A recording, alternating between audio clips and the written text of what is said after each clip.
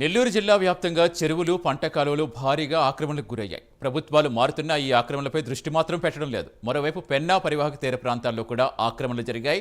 కండలేరు వంటి జలాశయం నుంచి వచ్చే కాలువలకు గండ్లు పడే అవకాశం పుష్కలంగా కనిపిస్తోంది. కలువాయి వద్ద సోమశిల కాలువకు లీకేజీలు పడుతున్నాయి. 2 ఏళ్ల క్రితం నెల్లూరులో కురిసిన భారీ వర్షాలకు సోమశిల జలాశయం నుంచి భారీగా వరద నీరు పెన్నా నదికి చేరింది.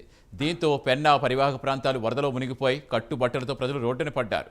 ఇలాంటి పరిస్థితి మళ్లీ వాటిల్లకుండా ప్రభుత్వాలు ప్రత్యేక చర్యలు తీసుకోవాల్సి ఉందని స్థానికులు కోరుతున్నారు.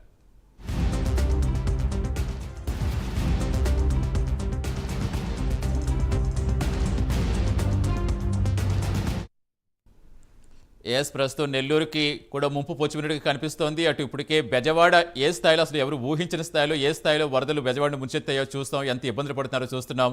ప్రస్తుతం నెల్లూరు జిల్లా వ్యాప్తంగా ఉన్న సిచ్యువేషన్ వివరించేందుకు మా కరెస్పాండెంట్ నరేష్ లైవ్లో జరుగుతున్న. నరేష్, ఇప్పటికే చూస్తాం ఆక్రమణలకు గురైతే పరిస్థితి ఎలా ఉంటుందనేది బెజవాడ లైవ్లీగా కనిపిస్తోంది.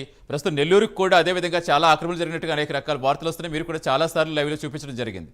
సో ప్రస్తుతం అసలు ఏంటి, ఏమైనా యాక్షన్ తీసుకునే అవకాశాలు కనిపిస్తున్నాయా? ఎగ్జాక్ట్లీ సతీష్, ఏపీకి మరో అల్పపీడన ముంపు వాటిల్లే నేపథ్యంలో అధికార యంత్రాంగం ఇప్పటికే అప్రమత్తమైనటువంటి పరిస్థితి కనపడతా ఉంది.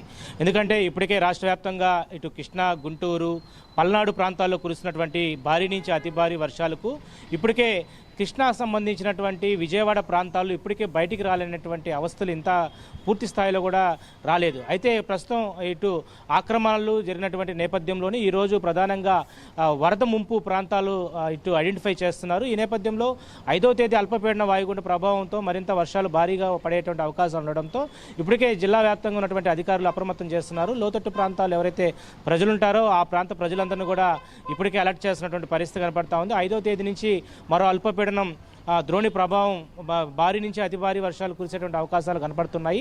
ఈ నేపథ్యంలో నెల్లూరు జిల్లాలో గతంలో కురిసినటువంటి భారీ వర్షాలకు ఏ ప్రాంతాల్లో మునకకి గురయ్యాయి, ఏ ప్రాంతాల్లో ఇటు నీళ్లు కూడా ఎక్కువగా వస్తున్నాయో ఆ ప్రాంతాలను కూడా ఇప్పటికే అధికారులు ఐడెంటిఫై చేస్తున్నారు. అయితే ప్రధానంగా ఇక్కడ మనం చెప్పుకోవచ్చు, వరద ముప్పు ఎక్కువగా ఎక్కడైతే వస్తుందో ఆ ప్రాంతాలు భారీగా ఆక్రమణలు జరగబట్టే ఇవన్నీ కూడా వాటర్ ఫ్లో అంతా కూడా ఇళ్లలోకి రావడం, ఆ కాలనీలోకి రావడం, ఆ ప్రాంతాల్లోకి రావడం, ప్రజలు అనేక ఇబ్బందులు ఎదుర్కొంటున్నారు. మనం విజయవాడలో చూస్తే ఏదైతే ప్రధానంగా ఇటు చాలా కాలనీలు, చాలా ప్రాంతాలు ఈరోజు 10 అడుగుల నుంచి 15 అడుగుల నీటిలో ఈరోజు వాళ్ళు పడవల సహాయంతో ఆహార పొట్లాలు తీసుకెళ్తున్నారంటే ఆ ప్రాంతం ప్రధానమైనటువంటి ముంపుకు గురవడం కారణం కేవలం ఆక్రమణలు జరగడం. సో ఈ ఆక్రమణలు జరగడం బట్టే ఈరోజు ప్రధానంగా అనేక ప్రాంతాల్లోకి భారీగా వరద నీరు చేరుకుంటుంది. సో ప్రస్తుతం నెల్లూరు జిల్లాలో గతంలో అనేక వరదలు వచ్చినటువంటి నేపథ్యంలో అనేక ప్రాంతాల్లో భగత్ సింగ్ కాలనీ, అదేవిధంగా కుతుబ్నగర్ కాలనీ, అదేవిధంగా అనేక ఆర్టీసీ కాలనీ సైతం కూడా వర్షాల వల్ల ఎక్కువగా భారీ వరద నీరు చేరుకుంది. సో అలాంటివి ఈసారి జరగకుండా అధికార యంత్రాంగం ఇప్పటికైనా కూడా వాటన్నిటిని కూడా పూర్తి స్థాయిలో క్షుణ్ణంగా పరిశీలించాలని చెప్పి జిల్లా కలెక్టర్ ఆనంద్తో పాటు మరోవైపు ఎస్పీ కూడా పూర్తి స్థాయిలో కూడా అన్ని ప్రాంతాలను కూడా అలర్ట్ చేస్తూ ఉన్నారు. మరోవైపు 5వ తేదీ నుంచి అల్పపీడన ప్రభావంతో భారీ నుంచి అతి భారీ వర్షాలు కురవడంతో అనేక ప్రాంతాలు సైతం కూడా పూర్తి స్థాయిలో వాళ్ళు నిఘా అయితే ఏర్పరిచినటువంటి పరిస్థితి నెల్లూరు జిల్లా